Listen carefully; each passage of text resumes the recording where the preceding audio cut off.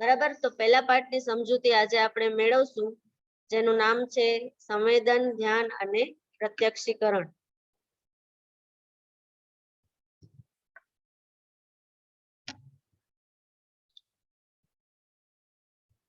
Screen દેખાય છે મારી શેર થયેલી?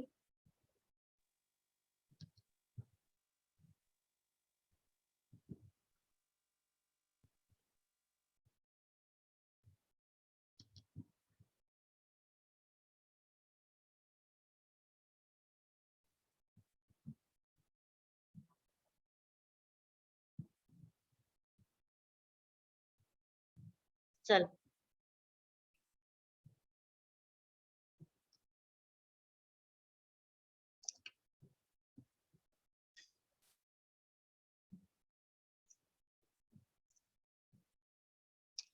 ધોરણ 12 મનોવિજ્ઞાન પ્રકરણ 1 સંવેદન, ધ્યાન અને પ્રત્યક્ષીકરણ. હવે આ જે પહેલું પ્રકરણ છે એ આપણને પરીક્ષામાં 12 માર્ક્સનું પૂછાય છે. બરાબર, કેવી રીતે? એના ગુણભાર પણ આપેલા છે. એક વિકલ્પ, એક ટૂંકો પ્રશ્ન, 2 માર્ક્સનો એક પ્રશ્ન, 3 માર્ક્સનો એક પ્રશ્ન અને એક 5 માર્ક્સનો પ્રશ્ન. એટલે ટોટલ 12 માર્ક્સનું આપણને આ પહેલા પાઠમાંથી પૂછવામાં આવે છે. તો હવે આપણે આ પ્રકરણ સમજવાની શરૂઆત કરીએ.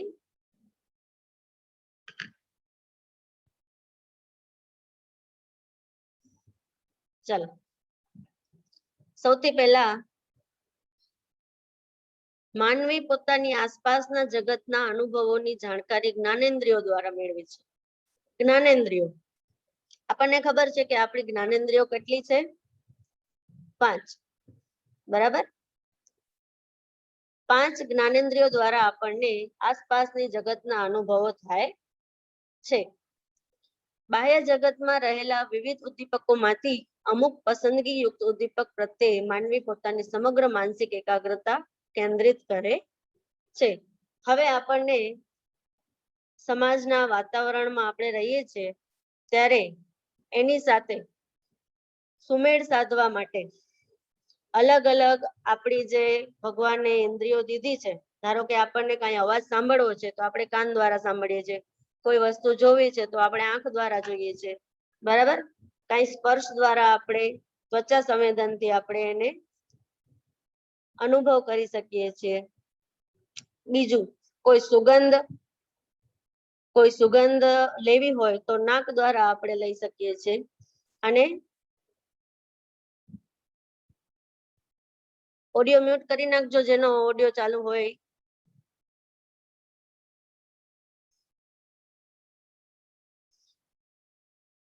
બરાબર, તો 5 ઇન્દ્રિયો દ્વારા આપણે આસપાસની જગતના અનુભવોની જાણકારી મેળવી શકીએ છીએ. માનવ વર્તનની આ પ્રક્રિયાને મનોવિજ્ઞાનમાં સંવેદન, ધ્યાન અને પ્રત્યક્ષીકરણ તરીકે ઓળખવામાં આવે છે. તમને પૂછવામાં આવે કે સંવેદન, ધ્યાન અને પ્રત્યક્ષીકરણને કેવી રીતે વર્ણવશો, તો તમારે શું કહેવાનું કે માનવી પોતાની આસપાસના અનુભવોની જાણકારી જ્ઞાનેન્દ્રિયો દ્વારા મેળવે છે. બાહ્ય જગતમાં રહેલા ઉદ્દીપકોમાંથી પસંદગીયુક્ત ઉદ્દીપક પ્રત્યે માનવી પોતાની સમગ્ર માનસિક એકાગ્રતા કેન્દ્રિત કરે છે. અને ભૂતકાળના અનુભવો અને શિક્ષણના આધારે માનવીઓ ઉદ્દીપકોનું અર્થઘટન કરી તે મુજબ વર્તન કરે છે. માનવ જે આ પ્રક્રિયા કરે છે તેને મનોવિજ્ઞાનની ભાષામાં સંવેદન, ધ્યાન અને પ્રત્યક્ષીકરણ કહે છે. હવે આપણે સંવેદનનો અર્થ, પ્રકારો, અર્થ સ્વરૂપ, લક્ષણો, નિર્ધારકો, પ્રત્યક્ષીકરણનો અર્થ, એના સંગઠનના નિયમો વગેરે વિશે ડિટેલમાં માહિતી મેળવશું. તો સૌથી પહેલા સંવેદન એટલે શું? તો સંવેદન એટલે જ્ઞાનેન્દ્રિયો દ્વારા થતો ઉદ્દીપકોનો અનુભવ. આપણી જે 5 જ્ઞાનેન્દ્રિયો છે એના દ્વારા આપણે જે ઉદ્દીપકનો અનુભવ કરી શકીએ છીએ તેને સંવેદન કહેવામાં આવે છે.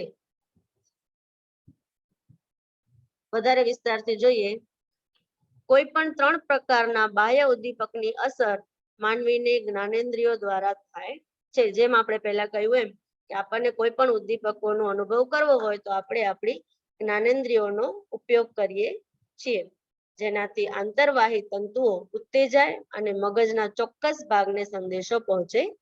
તેને સંવેદન તરીકે ઓળખવામાં આવે છે. સંવેદનોના અનુભવોના આધારે સંવેદનોને 3 વર્ગમાં વર્ગીકરણ કરી શકાય છે. તમને પૂછવામાં આવે કે સંવેદનને કેટલા વર્ગમાં વહેંચી શકાય, તો સંવેદનને 3 વર્ગમાં વહેંચી શકાય છે. કયા કયા? બાહ્ય સંવેદકો, શરીર સંવેદકો અને આંતરિક સંવેદકો. બરાબર? સંવેદકોના કેટલા પ્રકાર છે? તો સંવેદકોના 3 પ્રકાર છે. બાહ્ય સંવેદકો, શરીર સંવેદકો અને આંતરિક સંવેદકો. હવે કયા કયા સંવેદનો શેમાં આવે એ આપણે જોઈએ. તો કે બાહ્ય સંવેદકો એટલે શું? તો બાહ્ય સંવેદકોમાં બાહ્ય પર્યાવરણમાં રહેલા ઉદ્દીપકોનો સમાવેશ થાય છે. બાહ્ય પર્યાવરણમાં સમાવેલા ઉદ્દીપકો એટલે શું? તો કે પ્રકાશ, ધ્વનિ, ગરમી, ઠંડી, સ્પર્શ, દબાણ વગેરે, જે આપણે બારેથી આપણે અનુભવી શકીએ છીએ. ધારો કે પ્રકાશ છે તો અવાજ આપણને ક્યાંથી આવે છે? બારેથી આવે છે અને આપણે કાન દ્વારા તેનો અનુભવ કરી શકીએ છીએ. પછી ધ્વનિ, પ્રકાશ, ગરમી, ગરમી પણ બારેથી લાગે છે, ઠંડી પણ બારેથી લાગે છે આપણને. બરાબર? કોઈ આપણને અડે તો એ સ્પર્શ પણ આપણો બાહ્ય સંવેદક છે. પછી આવે છે શરીર સંવેદકો. શરીર સંવેદકો બાહ્ય વાતાવરણમાં ઘટકોની જેમ શરીરના વિવિધ આંતરિક અવયવોની રચના વિવિધ સંવેદનો માટે થાય છે. શરીર સંવેદકો એમાં ઉદાહરણ આપેલું છે આપણને દ્રષ્ટિ સંવેદન. એના માટે જવાબદાર જે ઘટકો છે, કોષો છે, એ છે સ્થળી શંકુ કોષો. બરાબર? તમને પૂછવામાં આવે કે દ્રષ્ટિ સંવેદન માટે જવાબદાર કોષો કયા છે? તો દ્રષ્ટિ સંવેદન માટે જવાબદાર કોષો છે સ્થળી શંકુ કોષો. એના પછી શ્રવણ સંવેદન. શ્રવણ સંવેદન એટલે શું? શ્રવણ એટલે સાંભળવું. સાંભળવા માટેનું જે સંવેદન છે એના માટે જવાબદાર કોષો છે સૂક્ષ્મ વાળ કોષો. બરાબર? અને છેલ્લો પ્રકાર આપણો છે આંતરિક સંવેદનો. આંતરિક સંવેદનો એટલે શું? તો કે શરીરના આંતરિક અવયવોમાં થતા ફેરફારના કારણે જે સંવેદનો થાય છે તે. આંતરિક અવયવોમાં થતા ફેરફારના કારણે એટલે શું? તો દાખલા તરીકે આપણને હોજરી ખાલી થવાથી ભૂખ લાગે છે. બરાબર? ગળામાં સોસ પડવાથી આપણને તરસ લાગે છે અને આપણને પાણી પીવાની ઈચ્છા થાય છે. ફેફસા કે રક્તવાહિનીમાં ફેરફારથી ગભરામણ થાય છે. તો આ બધું શું છે? જે આપણી લાગણીઓ છે, બરાબર, એને આપણે આંતરિક સંવેદનો કહીએ છીએ.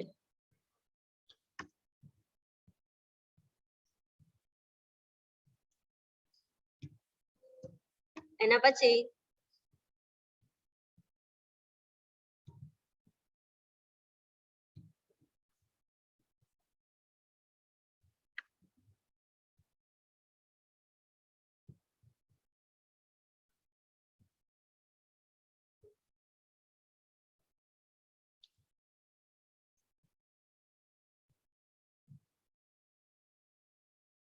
હવે દ્રષ્ટિ સંવેદન.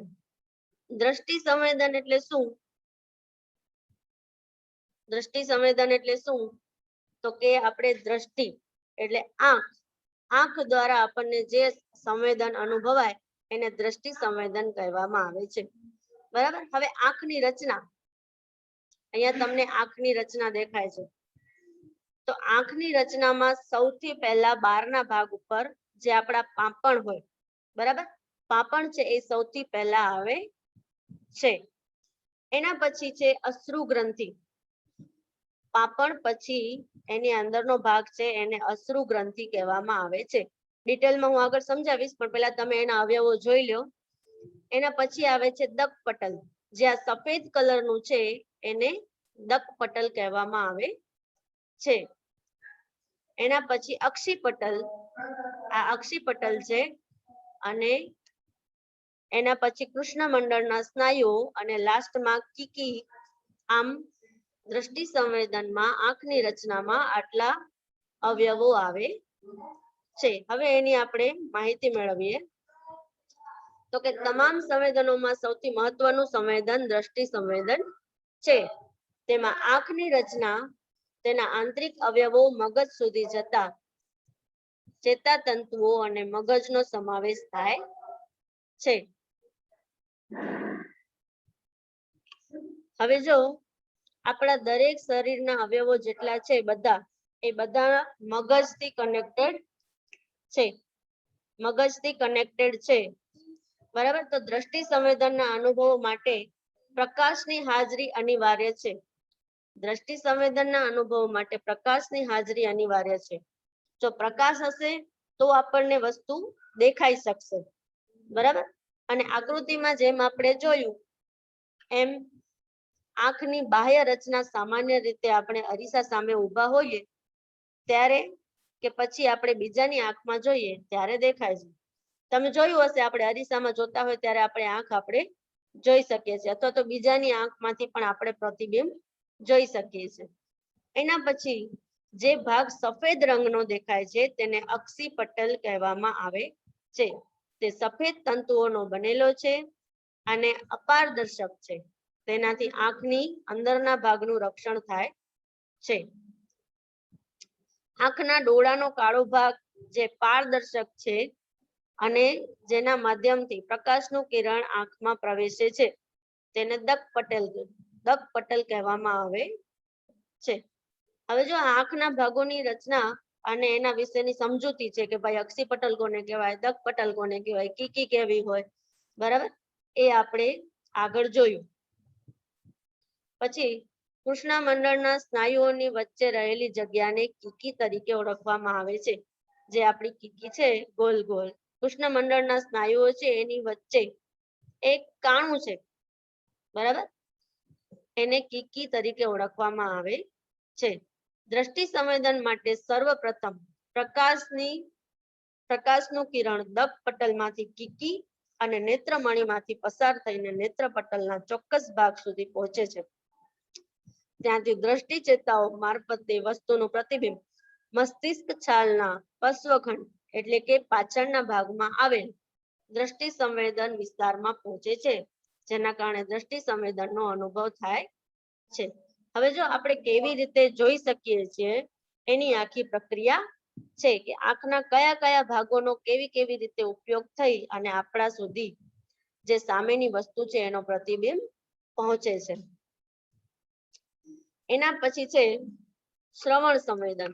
શ્રવણ એટલે સાંભળવું.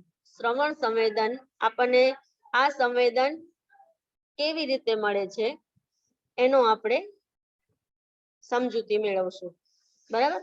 હવે શ્રવણ સંવેદનમાં 3 વિભાગ આપેલા છે: બાહ્ય કર્ણ, મધ્ય કર્ણ અને આંતરકર્ણ. કાનના 3 પ્રકાર છે. કાનની રચનાની અંદર 3 વિભાગ છે.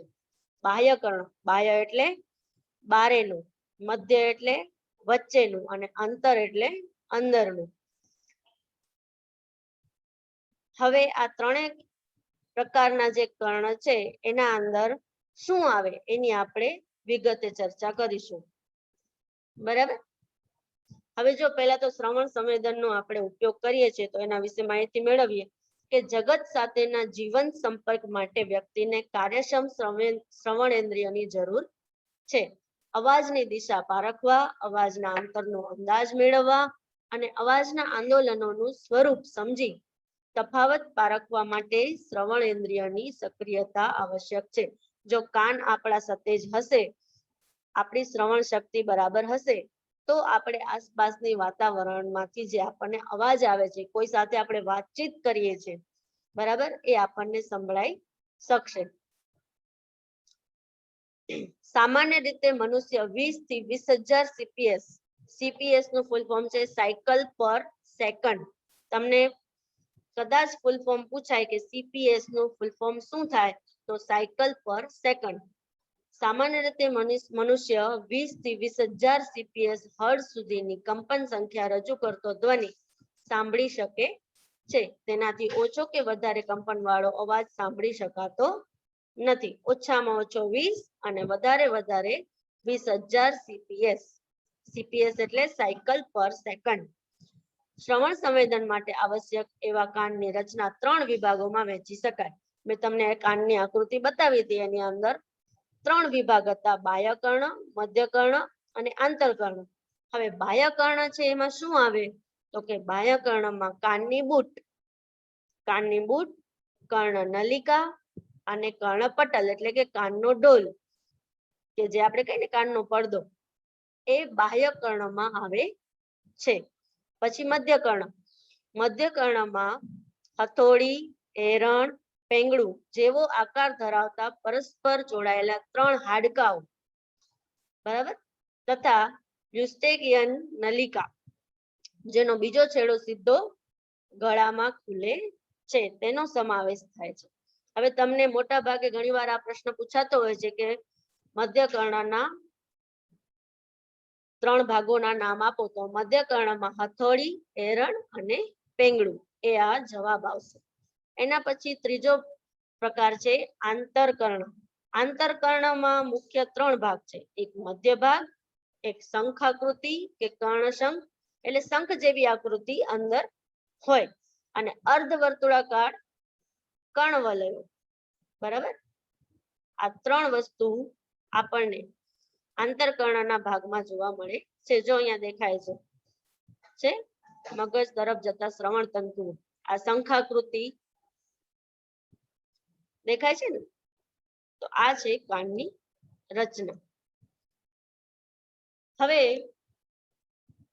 વાતાવરણમાં રહેલા અવાજના મોજાઓ કર્ણપાલીમાં એકઠા થઈ કર્ણનલિકા મારફતે કર્ણઢોલ સુધી પહોંચતા તેમાં ધ્રુજારી ઉત્પન્ન થાય છે. તેના પરિણામે કર્ણઢોલ સાથે સંકળાયેલા મધ્ય કર્ણના 3 હાડકાઓમાં કંપન પેદા થાય છે. મધ્ય કર્ણના 3 હાડકા કયા?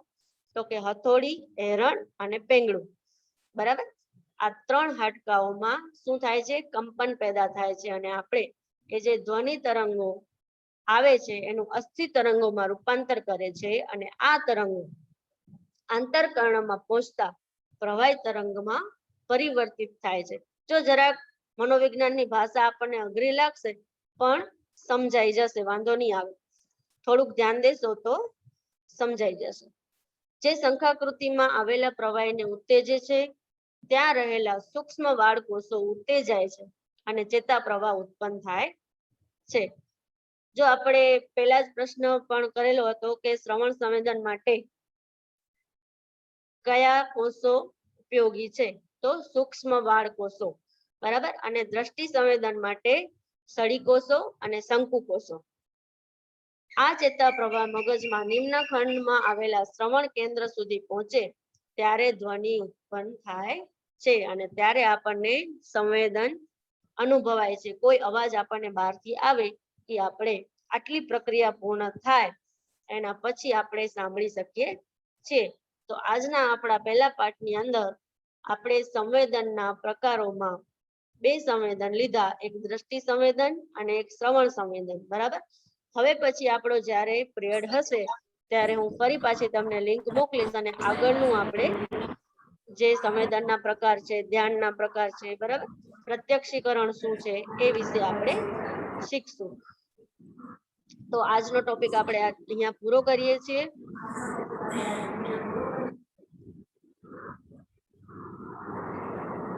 બધું આપણે નેક્સ્ટ પીરિયડમાં જોઈશું. ચલો, આ જે પ્રેઝન્ટેશન છે એનું હું પીડીએફ તમને મોકલી દઈશ, એટલે તમે જોઈ અને તમારી નોટમાં ઉતારી લેજો. બરાબર ને? અને આના પછી 11 વાગે રશીદ સાહેબનો પિરિયડ છે, તો ઓનલાઈન તમારે 11 વાગે જોડાવાનું છે અર્થશાસ્ત્ર વિષય માટે. બરાબર, બધા 11 વાગે અર્થશાસ્ત્ર માટે જોડાજો. આપણે ફરી પાછા આ જ ટોપિક સાથે આગળ વિષય વસ્તુ લઈ અને પછી મળશું. Okay, by.